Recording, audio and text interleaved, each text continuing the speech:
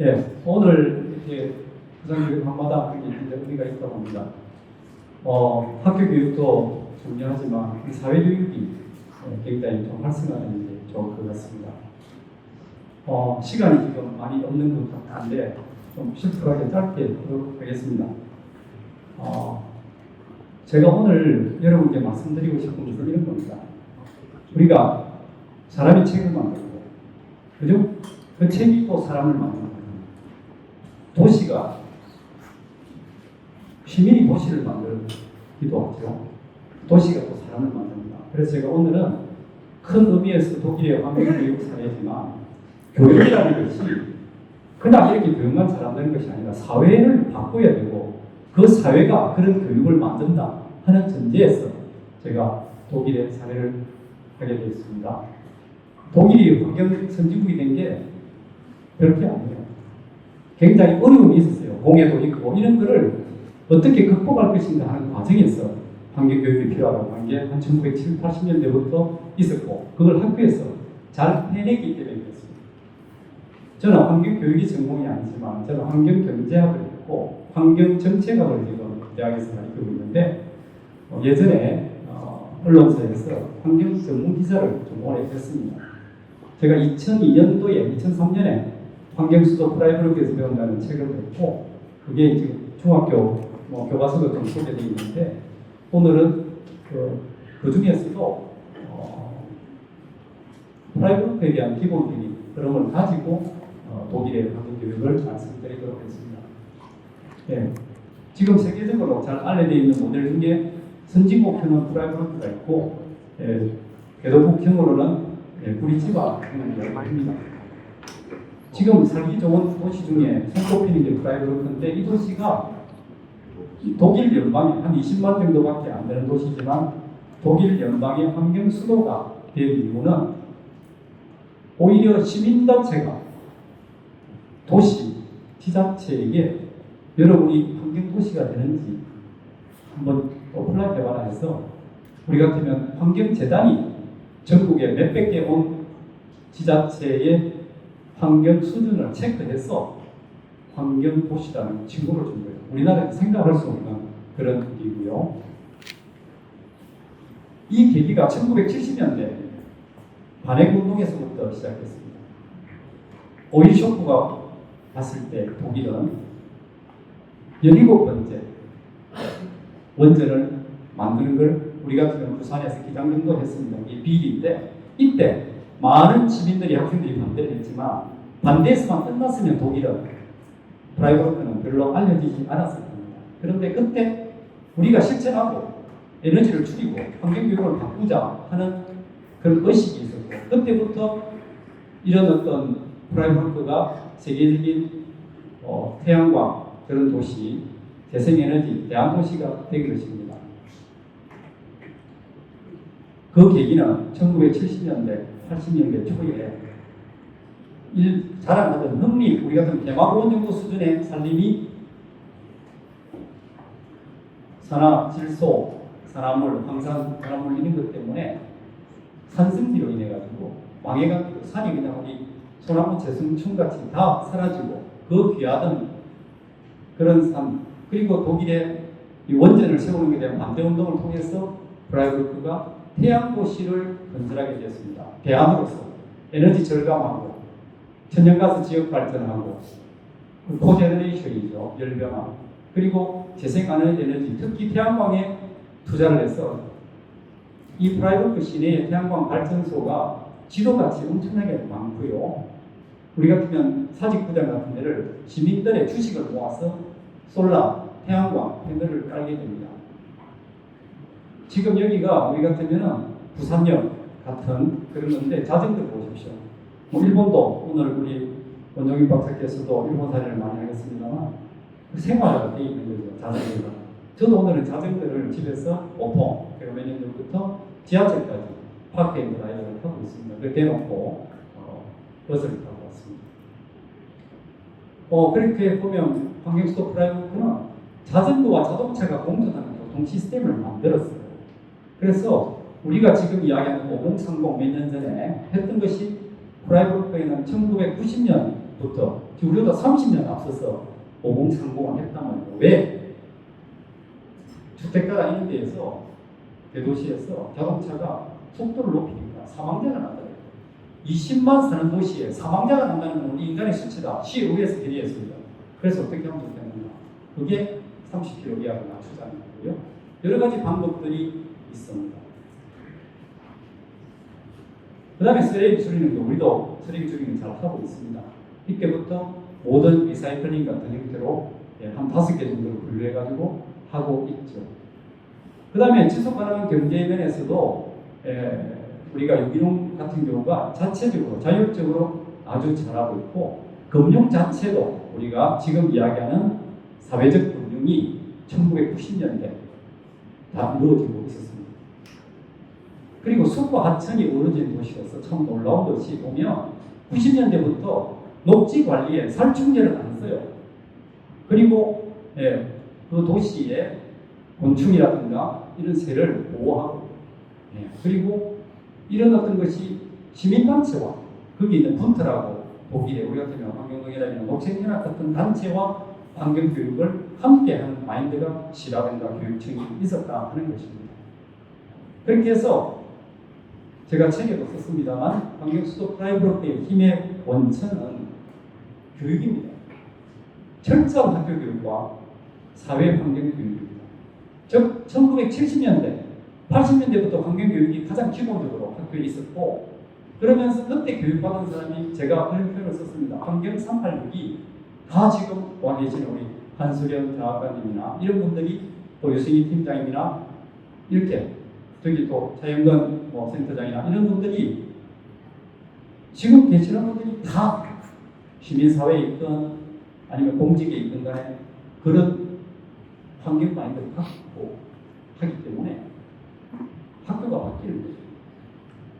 학교에서는 재생 노트를 쓰고요. 만년필을 주로 독일에서는 아이들이 사용하고, 무상대여인데도 학업생한테 물려주고요. 자기가 집에 가져가면 자기가 돈을 내놔요. 다른 사람들이 쓰게끔. 이런 어떤 마인드가 있더라. 그 다음 중요한 게 있습니다. 행정을 이끌어가는 공정시민입니다. 지금 우리나라는 특히 새로운 지금 정부가 들면서 시민과의 어떤 그런 것을 이 민간 가버넌스를 잘 못하는 것 같아요. 그런데 독일에는 아까 같이 시민들이 이렇게 하면 좋겠다고 시에다가 많은 제안을 하고, 그러면 시가 그걸 적극 받아가지고 함께 한다는 거죠. 그래서 독일은 프라이브로크에 전 세계 60개 정도 되는 각종 국제 환경 단체 같은 게 있습니다. 그리고 오봉이라는 지역은 우리 같으면 하야리아 부대 같은데, 거기를 흔히 말씀 우리 아파트 하는 것이 아니라 자동차가 없는 주택 특구로 만드는 이런 생태 마을로서 전 세계적으로 알려지게 되죠. 그 다음에 하나 독일이 이어서는 안 되는 게, 제가 왜 환경 교육만 강조하면 안 되는 게 정치 이야기를 해야 됩니다. 오늘 그 이야기를 좀 더 할 수밖에 없는데, 독일이 이렇게 환경 선진국이 된 이유는 녹색당이 있었기 때문에, 녹색당이 적어도 27개월석을 1980년대 하면서 주로 한 일이 유기농이라든가 다이옥신 문제, 태양광 풍력을 적극 확대시켰고, 그런 힘에 독일에는 제가 책을 쓸 때 2002년도에 그때 20만 되는 도시에서 녹색당 위원장이 지자체 단체장으로 42살에 당선이 된 거예요. 이분이 보통 독일에 한 8년쯤 해요. 16년을 했어요. 은퇴했고요. 이 독일의 사례를 제가 책도 쓰고 해서 수원시가 연태영 시장이 이걸 받아가지고 그쪽 프라이브하고 많이 해서 독일이 수원이 굉장히 환경 생태도시로 거듭나는 도움이 많이 됐습니다. 생태어린이 놀이터도 이거는 과정인데요. 우리가 어린이 유치원에 전부 이렇게 플라스틱 중심으로 하는데, 여기는 있는 거를 전부 없애고 돌, 흔히 말해서 경상도 말로 돌비, 썩비, 나무 이런 거 있잖아요. 다 나누고 애들이 그냥 자연에 친하게끔 일부러 그렇게 만들어가는 게 있습니다. 이건 초기 단계에 이제 만들어가는 거예요. 그래서 결국 거꾸로 보면 독일의 환경교육이 녹색인을 만들었다.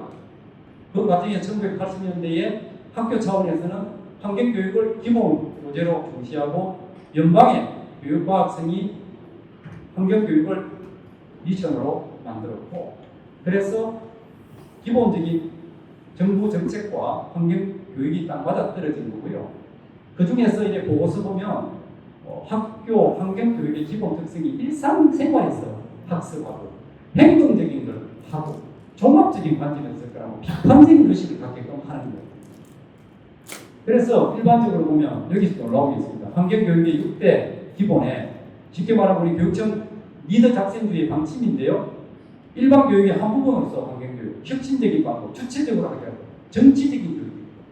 즉 우리가 지금 학교는 맨날 정치 중립이라면서 까막눈을 만들어요. 학생들이 어느 말을 들어보고 맞는지를 판단하고 미래 에너지에 대해서 적극 나서서 내가 시장이면 내가 대통령이면 이런 정책을 하겠다고 할 수 있어야 미래의 주인공이 되죠. 우리는 지금 리더십을 안 가리고 팔로우십, 안 좋게 말하면 시다바리 교육을 하고 있는 거예요. 이걸 바꿔야 돼요. 철저하게 환경교육이 해야 되고 협조, 윤리, 서로 배려하는 것, 그리고 행동 영역에서 해야 된다는 것이고 초등학교도 보면은 이 사실 중심의 교육, 팩터 중심으로 그리고 철저하게 학교에서 실천을 하라는 겁니다. 우리는 전부 이론적으로는 이야기하지만 학교에서 잘 안 하고 그 다음에 환경센터 교육의 이중경 대표도 와 계십니다만 이런 어떤 교육 네트워크도 하고 실제로 잘해서 실질적인 사회교육센터가 학교 교육에 부족한 걸 메꾸게끔 해야 그리고 교사들에 대한 교육을 철저하게 해서 교사들이 환경전사가 돼 있어야 아이들이 가능하다. 그래서 이런 사람들이 성장하면서 독일이 환경 선진국이 됐고요. 구체적으로 교육 방침이나 이것은 각 주의 권한이 위임이 되어 있습니다. 그래서 이런 것을 우리가 충분히 환경을 의식한 행동을 잘하게끔 만들고 아까 이야기한 이런 면에서 학생들이 전체적으로 자기 경험에 맞게 또 의식적인 이해가 가능하고 자주적인 태도를 길러야 됩니다. 우리는 늘 선생님이 이거 일회용 쓰지 마라, 뭐 해라, 청소 열심히 죽어라. 딱 엄마 아버지 이렇게 애 잔소리하는 것 같이 가르쳐주거든요. 그럼 학교를 벗어나면 하기 싫어지지 않겠어요? 그런데 애한테 네가 주인이야, 네가 알아서 해. 이러면 애가 제가 알아서 하겠어요. 그러면서 조언을 줘야 되는 게 중요합니다. 이게 학교 교육의 주제 영역입니다. 중고등학교, 초중등학교, 정말 환경 친화적인 학교라는 안내서를 통해서 어떻게 네가 다니는 학교가 환경 친화적으로 될 거냐. 그래서 제일 먼저 교정을 환경 친화적으로 생태, 아까 비오토프 이야기하시는 거 그렇게도 만들고 옥상 녹화 그리고 학교 전부 다 재생 가능 에너지 태양광 패널 놓고 재활용 시스템 나가고 그러니까 학교 자체가 환경 교육의 센터죠. 그 다음에 교육 자체가 뭐 영어 우리 같으면 프랑스, 독일어 교육의 교과서조차 전부 내용 자체가 환경적인 게 많이 들어가 있다 하는 거고요. 그 다음에는 실제 수업에서 교사의 의지가 중요하다. 이걸 많이 강조하고 있습니다. 쓰레기 없는 학교 활동도 많고요. 그리고 또한 프로젝트 주관이라 해서 주제별로 학생들이 자기들이 시하고 에너지 협약도 맺고요. 학교에서 아끼는 만큼, 줄인 만큼 그 학교에 메리트를 줍니다. 저는 부산교육청도 이런 걸 한번 해보면 좋겠다고 생각합니다.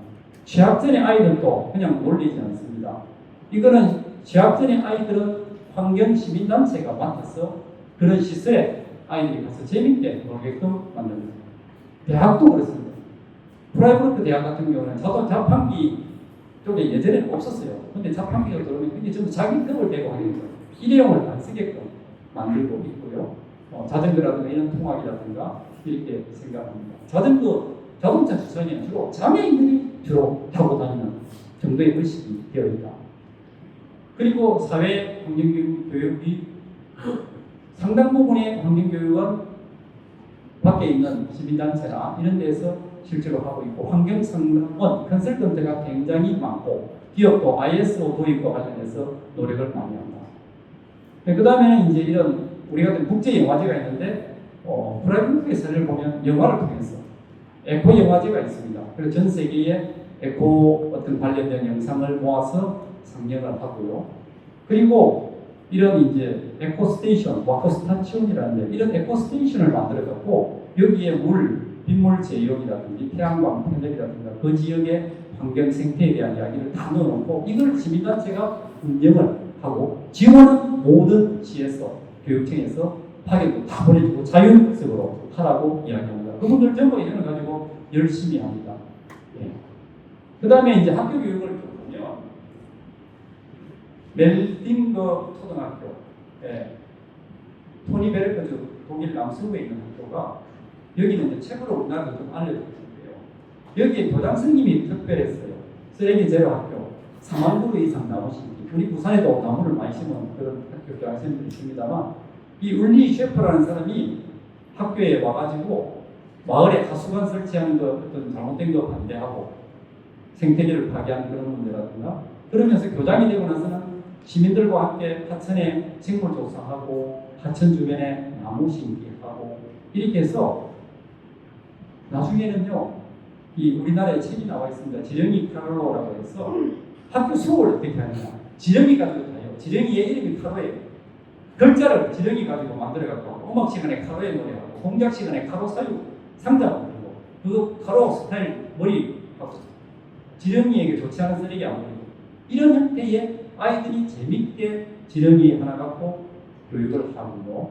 그리고 이게 부모 교육으로 이제 확대돼서 집에서도 이렇게 친환경적으로 하게 하고 비오토프 만드는 같은 걸 했습니다. 그런데 이 잘했던 것도 교장이 또 바뀌니까 뒤에 있잖아요. 정부이 바뀌니까 앞뒤가 영 안 맞아. 그런 것들이 있다. 그래서 이런 거는 뭐 이 전 세계가 이런 일인 것 같기는 해요. 그러나 그분이 만들어 놨던 흐름이 크고 그 다음에 여러분이 아마 발도르프 교육은 잘 알 거예요. 농자 교육. 원래 농자 학교인데 여기에서 정말 재밌는 게 아이들한테 외국어나 공예, 체육 자기 스스로 우리가 DIY 하는 게 있죠. 스스로 그런 걸 살게끔 해줘요. 그래서 여기는 자기 자독적인 것을 할 수 있게끔 농사 짓는 것부터 배 짜는 것부터 다갈 거고 그런 교과서 시험이 없어요. 교장 선생님도 없어요. 모든 의사결정은 전체 교사회에서 민주주의로 결정하는 걸로 되어 있습니다. 열린 학교고. 그 다음에 폴다라고 하는 것은 독일의 중심에 있는 도시 중 하나인데요. 프랑크푸르트 근처에 방콕이 이게는 이제 외국인 학교택입니다. 이 학교는 태양광이라든가 이런 걸 해주면서 교육청에부터 50대 50 프로젝트 해가지고 뺏기는 걸 전부 지원해주는 그런 시스템 애들이 동아리에 참여하게 하고요. 그 다음에 이거를 이제 노드라인 베스트 팔렌주에서는 있는 학교들은 학교의 에너지 절약을 밖에 있는 시민단체 전문기관이 와서 교육도 하고 그 학교에 있는 시설을 전부 재생 에너지라든가 이런 걸 갖고 에너지 절약을 시켜주는 까지를 봅니다. 예, 그리고 전문 직원을 확인해주고 세미나라든가 이런 걸 아주 많이 하고 언론에도 절제합니다. 결론입니다. 많이 내용을 하고 이렇게 잘하고 중요한 게 아니고 마음을 잘 가지는 게 저는 중요하다고 봅니다. 첫째, 학교는 환경교육 실천의 장애입니다. 독일의 경우는 학교 자체가 쓰레기 분리부터 에너지 절약 그리고 애들의 미래를 가리키고 철학을 가리킵니다. 네가 왜 이 지구에 주인이 되고 함께 노력해야 되고 다른 종류의 생물과 잘 지내야 되는지 그리고 환경 철학이 학교 교육에 비어있고 교사들이 그걸 철저히 자기 일로 만들어가지고 하고 학교는 사회 축소파입니다. 그리고 친환경적인 사고를 바탕으로 개성을 살린 학교가 다니기 재미있는 학교 내 추억이 담긴 학교를 만들려고 노력을 많이 하고 있습니다. 그 다음에 교사나 교장 이런 환경교육 의지가 있어서 교사들이 환경교육에 엄청나게 많이 노력하는데 이 결정적인 것은 입시교육에서 벗어나야 되는데 이게 한국은 현실적으로 지금 쉽지 않다. 그렇지만 그렇게 노력하는 교사 그런 교장을 많이 보충하고 감동이 있는 게 필요하다. 그러면 어린 아이들이 미리 배우면 가만 놔둬도 절로 알아서 하는 지도자가 됩니다. 그 다음에 세 번째 거꾸로 교사가 사회적 활동, 전문적 활동을 많이 합니다. 사실은 오늘 이런 교육 한마다이면 학교 교사들이 많이 와서 배워야 돼요. 교사들이 어떻게 하면 시민사회화하고 자기들이 수업 시간에 다 못하는 걸 메꿔 갈까 이렇게 해야 되기 때문에 거기에서 지역사회와 연관하는 지역사회 학교를 만들듯이 이게 충분히 돼가고 그리고 환경교사 모임이라든가 지역환경단체가 학교와 좋은 여러 가지의 거버넌스를 하고 체육, 음악, 미술 할 게 굉장히 많아요. 그렇죠? 전부 다 체육에서도 환경, 음악도 환경, 미술도 환경 다 가능해요. 이런 식으로 다양성을 가지면서 나아가는 게 필요하고 끝으로 학교와 지역사회 행정이 정말 동떨어진 섬이고 따로가 아니라 지역 문제에 시민들이 제기하는 문제 학교에서 어떻게 풀 것인가 고민해보고 학교가 어려운 것을 지역사회에 이야기를 해야 해요. 그런데 지금은 아직까지도 교육청이나 부산시는 반려주의에서 많이 벗어나고 있다. 특히 지금 윤석열 정부가 와가지고는 시민의 힘을 무시하고 있어요. 그래서 이거를 조금 더 우리가 스스로 시민들이 주체적이 돼서 지역에 공동적으로 하고 교육센터도 좀 더 많이 만들고 자율적으로 그리고 오늘과 같이 환경교육 네트워크의 프로젝트 이런 걸 공동 개발해서 같이 공유하는 것이 아주 좋을 거라고 생각합니다. 이상입니다. 감사합니다.